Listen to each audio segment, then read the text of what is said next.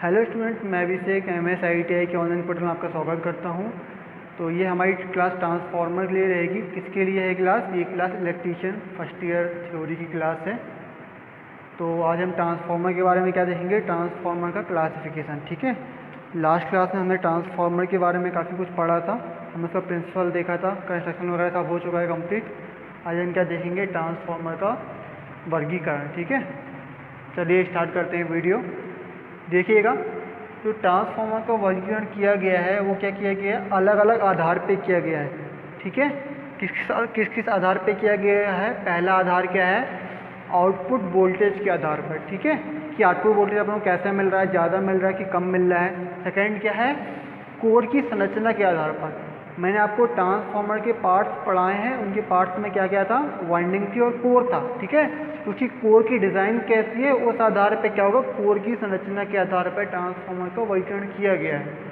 Third क्या है? सी, फेज़ों की संख्या के आधार पर। ठीक है, तो आपका जो ट्रांसफार्मर है वो सिंगल फेज़ है कि 3 फेज़ है। ठीक है, कि 6 फेज़ है, 6 फेज़ का ट्रांसफार्मर भी होता है। अगला डी क्या है? व्यापारिक के आधार पर। ठीक है, कि जो आपका ट्रांसफार्मर है वो कहाँ यूज़ किया जा रहा है। ठीक है, ट्रांसफार्मर बड़ा है कि ट्रांसफार्मर छोटा है। ठीक है, कितनी पावर रेटिंग का ट्रांसफार्मर है। अगला क्या है? स्थापना स्थल के आधार पर। ठीक है, कि जो आपका ट्रांसफार्मर है वो इंडोर है कि आउटडोर है, मतलब अंदर लगाना है उसको कि बाहर लगाना है, कि रोड पर लगाना है, कि सब स्टेशन के अंदर लगाना है, कहाँ लगाना है, उस आधार पर क्या होगा, स्थापना स्थल के आधार पर। ठीक है, तो आज हम क्या इस सबके बारे में थोड़ा थोड़ा जानेंगे और बाद में हम अच्छे से देखेंगे सबके बारे में। आज सिर्फ हम किसके बारे में अच्छे से देखेंगे?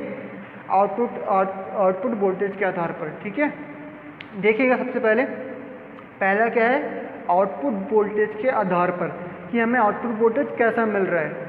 इसमें दो होते हैं, एक होता है उच्चाई ट्रांसफार्मर, एक होता है अपचाई ट्रांसफार्मर। ठीक है, तो स्टूडेंट, उच्चाई ट्रांसफार्मर को क्या बोलते हैं? उच्चाई ट्रांसफार्मर को बोलते हैं स्टेप अप ट्रांसफार्मर, और अपचाई ट्रांसफार्मर को क्या बोलते हैं? Step down transformer.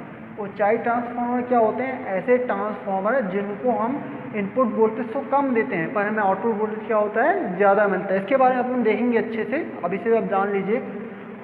ठीक है, अपचाई में क्या होता है, हम इनपुट वोल्टेज तो ज़्यादा देते हैं और आउटपुट वोल्टेज क्या होता है, उससे कम मिलता है। ठीक है, अगर आप कोर टाइप में क्या 3 होते हैं, पहला होता है सेल टाइप, दूसरा होता है कोर टाइप, तीसरा होता है बैरी टाइप। ठीक है, इसके बारे में हम अगली वीडियो में देखेंगे। आज सिर्फ हम अच्छे से किसके बारे में देखेंगे? ऊंचाई के बारे में, अपचाई के बारे में। सिर्फ आप भी देख लीजिए कि होते हैं इस टाइप के। फेज़ों की संख्या के आधार पर मैंने आपको क्या बताया? सिंगल फेज, और सेकेंड क्या? 3 फेज या पॉलीफेज। ठीक है, 3 फेज पॉलीफेज मतलब क्या? 3 फेज मतलब 3 फेज ट्रांसफार्मर।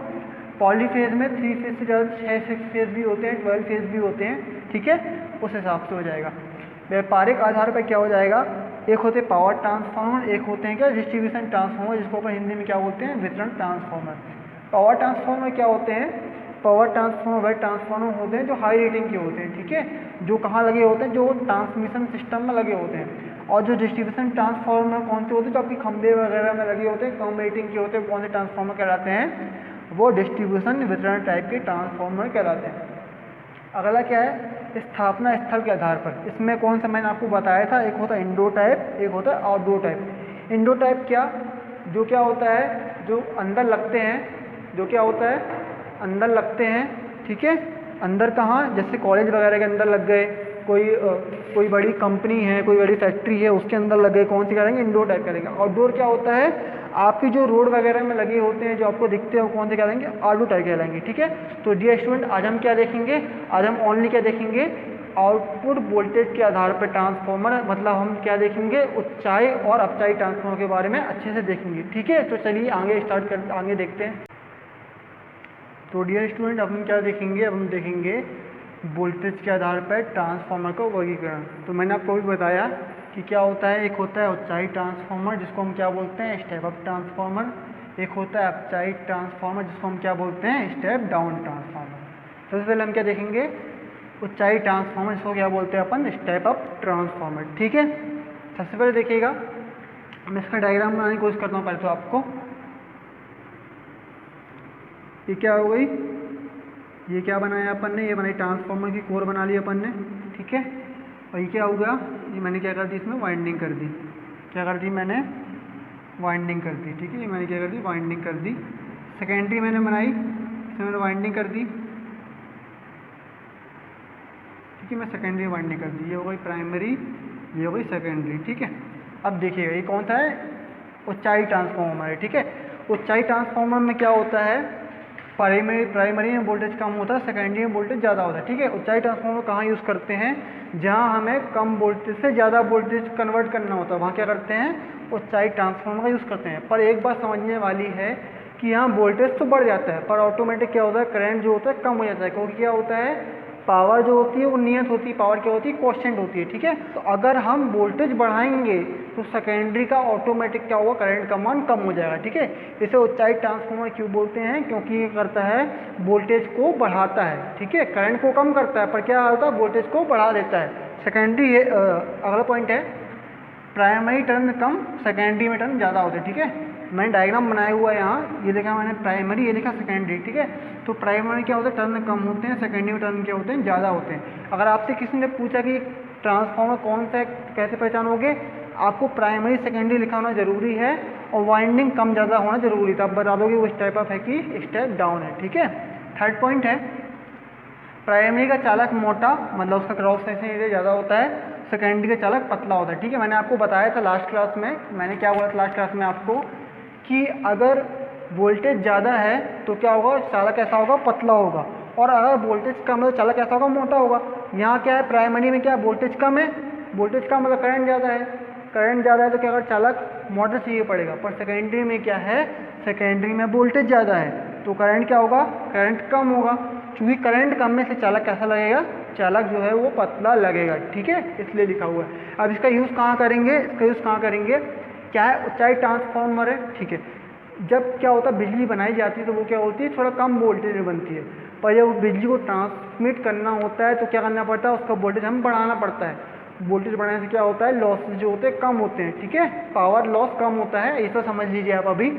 तो क्या होता है, वहाँ हमें वोल्टेज बढ़ाने की आवश्यकता पड़ती है, तो उस समय क्या करते हैं, उस समय अपन ऊंचाई ट्रांसफार्मर का उपयोग करते हैं। चलिए अगला देखते हैं, अगला क्या है हमारा, अगला है अपचाई ट्रांसफार्मर, ठीक है। इसका डायग्राम बनाने की कोशिश करते हैं।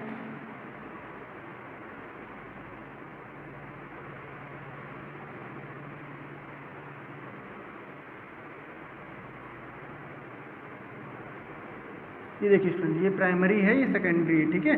प्राइमरी में क्या है, टर्न्स ज़्यादा है, सेकेंडरी में क्या है, टर्न्स कम है, ठीक है। तो क्या है, पहला पॉइंट क्या लिखा हुआ है, प्राइमरी वोल्टेज अधिक, सेकेंडरी वोल्टेज कम होता है। तो क्योंकि अपसाइड ट्रांसफार्मर मतलब क्या, स्टेप डाउन मतलब क्या होगा, वोल्टेज कम करेगा, ठीक है। तो इसलिए क्या, प्राइमरी में वोल्टेज अधिक, सेकेंडरी में क्या होता है, वोल्टेज कम होता है। और करंट कैसा होगा, प्राइमरी में करंट कम होगा, सेकेंडरी में करंट क्या होगा, ज़्यादा होगा, ठीक है।